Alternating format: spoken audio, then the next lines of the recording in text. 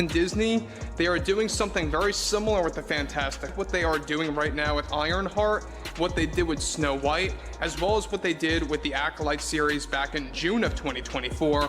And well, a lot of this has to do with the financial cutbacks and the financial collapse surrounding the Fantastic Four First Steps. Fifth, and ahead of its release date, they've been actually going into a lot of problems between both Marvel Studios and the Walt Disney Company, between the test screenings labeled as lackluster and the reshoots labeled as problematic. There's been a lot of pushback going against this film as well. There's a lot of Marvel fans that aren't quite fond of the fact that they are using Shala Bal, the female Silver Surfer. Marvel swore this would be a bold new beginning, a fresh era. A cinematic reset button that would silence the haters and reignite the magic.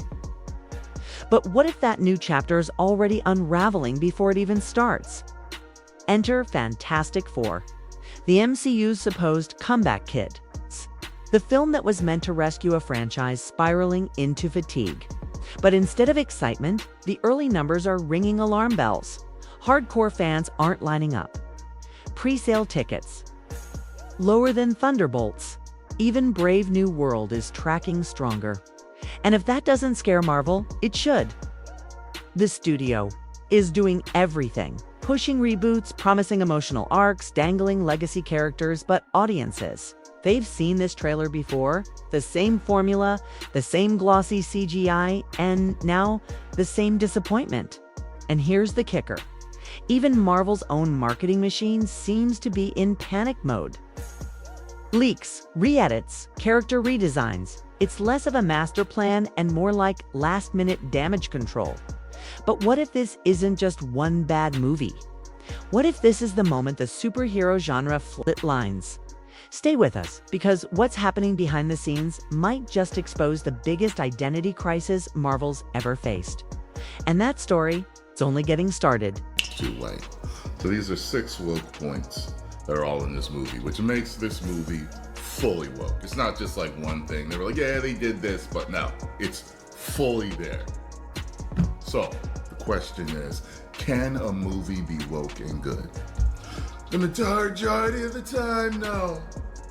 The majority of the time, everything woke is just shit. So, we'll see. Something's not right. And the deeper you dig, the worse it looks. At first glance, it's just another Marvel launch. But step closer and the cracks are glaring. It's controversial casting, awkward interviews, last-minute PR bandages. This isn't just a bumpy rollout. It's starting to feel like Marvel's biggest red flag yet. And the numbers, they don't lie. Once projected to open at a solid $150 million. Fantastic Four was supposed to reignite the box office, the spark Marvel desperately needed. But now, insiders are whispering a very different story. The new forecast, somewhere between $100 to $110 million. And that's best case scenario. It's for a movie that's supposed to carry the weight of a franchise reboot. That isn't just underwhelming, it's catastrophic. This isn't just a weak opening, it's a warning shot. If Fantastic Four stumbles, it won't just hurt ticket sales. It could signal the collapse of Marvel's long-term strategy altogether. A lot of pushback going against this film as well. There's a lot of Marvel fans that aren't quite fond of the fact that they are using Shala Bal, the female Silver Surfer played by Julia Garner, well above the character of Norrin Radd. And that's just one thing. We also know that Pedro Pascal and his politics are not helping, and it's only getting worse from this point. And here's where it gets brutal. We're not talking about some throwaway Marvel experiment. This is Fantastic Four, one of the most iconic superhero teams in comic book history. The characters who practically invented the modern Marvel universe. And yet, the pre-sale numbers are trailing behind Superman, Thunderbolts, and Brave New World. Let that sink in. These are movies that barely created a ripple, and Fantastic Four is losing to them. It's not just a bad sign, it's a full-blown crisis. 'Cause if Marvel can't build hype around its most legendary reboot, what exactly can they? Sell anymore? Behind closed doors, Disney execs are reportedly panicking. And they should be. This isn't just another title on the release calendar. Fantastic Four was meant to be the lifeline, the clean slate after years of confusion, fan fatigue, and failed phase for experiments. But if this flops, it's game over for Marvel's comeback narrative. This won't just be a disappointing premiere. It'll be Marvel's third major box office disaster in a row. A weak opening here doesn't just hurt. It threatens to unravel the entire future roadmap. The crossovers, the multiverse shakeups, the new villains, all of it. And the worst part? They've staked it all on this movie. Politics and shoehorning it into the press tour for Fantastic Four. However, with the Walt Disney Company and Marvel Studios still struggling over the Fantastic Four test screening failures, along with the problematic reshoots, Pedro is only making matters worse the more times he fires back at the critics and fans. But numbers like these... Brilliant, battle-hardened leader fans grew up with, but a watered-down shell built to meet quotas, not character arcs. And that's where this reboot starts bleeding. Because Pascal isn't the only change throwing fans off. Enter the Silver Surfer. Once a cosmic harbinger of doom, a lone figure torn between duty and morality. Reportedly gender-swapped into a female version.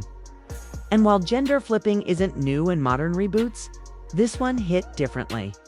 Not because change is bad, but because it feels like another box-sticking move, not a meaningful reinvention. To many, this doesn't look like evolution. It looks like erasure. It's not just Reed Richards being toned down. Sue Storm suddenly being positioned as the team's de facto leader. It's classic mythos being rewritten in real time. One or two changes fans could accept. But this feels like a total identity crisis. A reboot that doesn't honor the source. It rewrites it to match a cultural script that audiences never asked for. And here's the problem. When you push too hard to modernize icons, you risk severing the very nostalgia that gives them power. The Fantastic Four weren't just Marvel's first family. They were the heart, the core, the emotional gravity of a universe that millions escaped into. But now, that gravity feels broken, and this is where fans are drawing the line. They're not asking Marvel to stop evolving. They're asking why evolution always seems to mean erasing the past. Why not introduce new, original characters who embody modern themes instead of retrofitting legends? Why not expand the universe rather than rewriting its DNA? Marvel says it's trying to send a message, but the one being received is far more unsettling, that the studio no longer believes in the strength of its original material. That maybe, just maybe, Marvel doesn't trust the Fantastic Four to stand on their own unless they're altered beyond recognition. To the diehard fans, the ones who waited decades to finally see this team done right, this reboot doesn't feel like a long-awaited celebration. It feels like a calculated reinvention nobody actually wanted. And if you're really paying attention, you can feel it. The nerves behind the scenes, not caution, not creative ambition, but fear. Disney isn't just hoping for a win, they're bracing for a disaster. Suddenly, out of nowhere, interviews are flooding the press cycle, actors justifying their characters, executives preemptively explaining decisions, and PR teams working overtime to reframe the backlash as misunderstanding. And when studios start explaining things before the movie drops, that's not confidence. That's panic in slow motion. Marvel used to own the culture. Their films didn't need defending. They didn't need interviews packed with apologies or soft language about wait and see. The hype was organic, the box office guaranteed.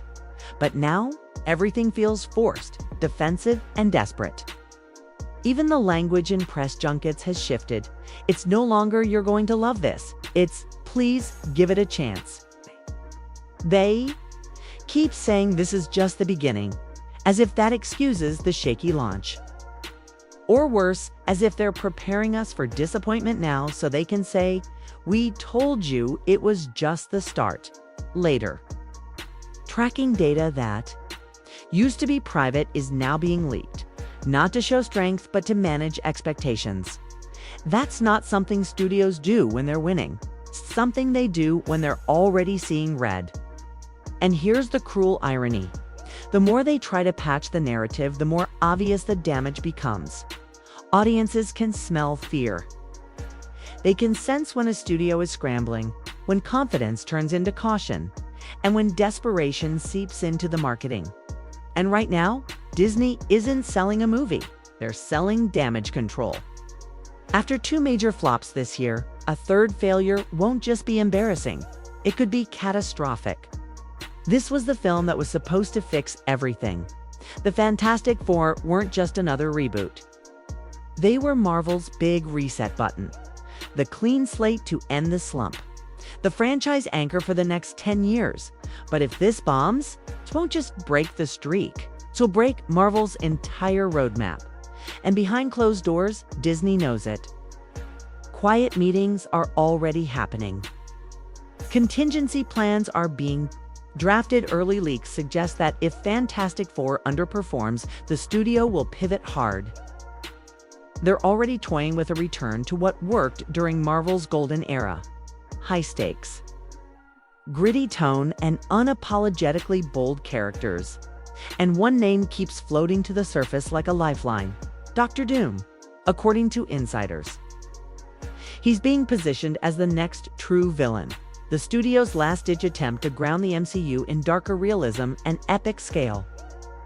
If the whispers are true, Doom's won't just be another superhero flick.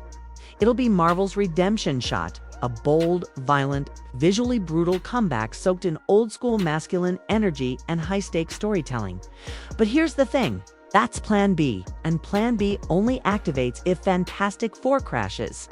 Which means Marvel is standing on the edge of a cliff and the wind is howling. Some insiders even believe Marvel's next move is pure survival instinct. Bring back what works, Thor, Loki, high-stakes action, and the raw charisma that made the early MCU unstoppable. The writing is on the wall. Audiences aren't begging for deeper lectures or social metaphors wrapped in capes. They're hungry for energy, for intensity, for characters that feel larger than life, not like commentary vehicles. And Marvel's finally hearing that, studio executives are reportedly pushing to recenter the MCU around strong male leads, grounded moral conflict, and visually epic storytelling.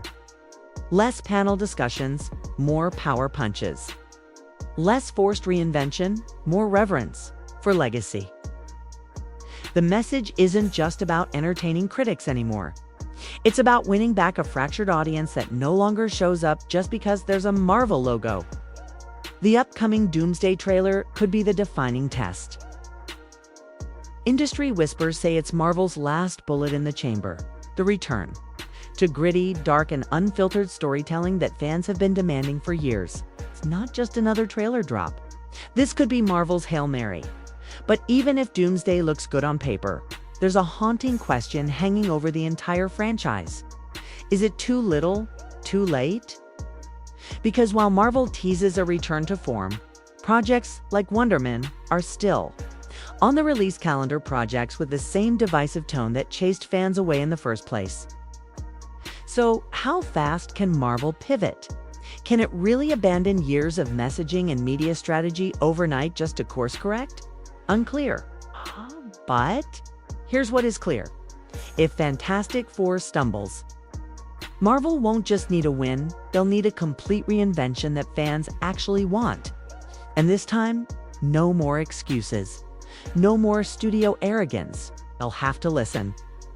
Fantastic Four was supposed to be a fresh start, the first step toward a new golden age. But right now, it's reading more like a warning shot. A red flag waved, in slow motion. From shaky projections to creative controversy, this film isn't dropping into a vacuum. It's landing on top of years of growing frustration. Marvel's reputation has already taken hits, but this time, the audience might not forgive and forget.